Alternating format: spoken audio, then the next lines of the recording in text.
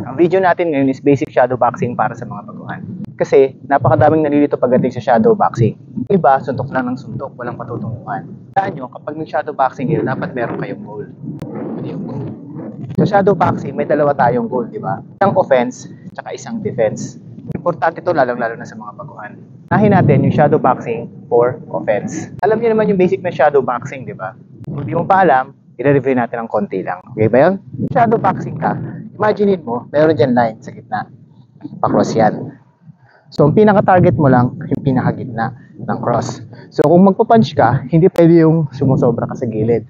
Dapat, puro center lang yung target mo, pinaka-gitna. Ito yung basic ng shadow boxing para sa offense. Shadow boxing para sa offense, ang pinakamahalaga yan yung imagination mo.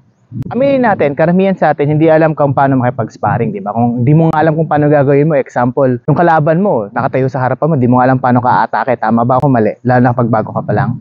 So, ang pinaka dapat malaman mo, unang-una, dapat marunong kang pumasok sa defense. Example, imagine mo yung kalaban mo na nakaguard, nakaganito siya. So, ang unang-unang gagawin mo is maghahanap ka ng opening sa kanya. Nasaan ba ang opening sa kanya?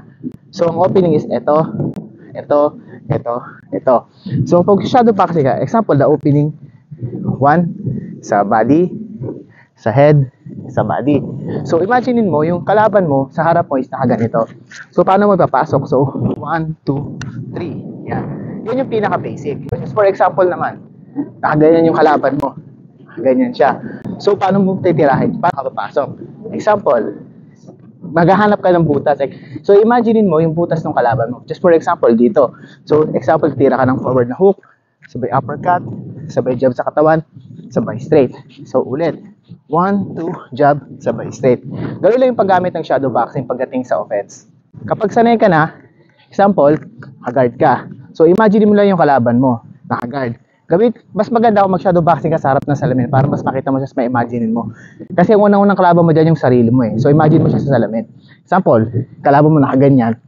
So, jab, hook, straight, uppercut, hook, then labas. Okay. Yan yung pinakamahalagang dapat nalaman pag nag-shadow boxing ka, especially kapag offense yung ginagawa mo. Pag mag-shadow boxing, huwag mo sipag-isabayin yung offense at defense. So, ngayon, yung defense naman tayo. Ito yun.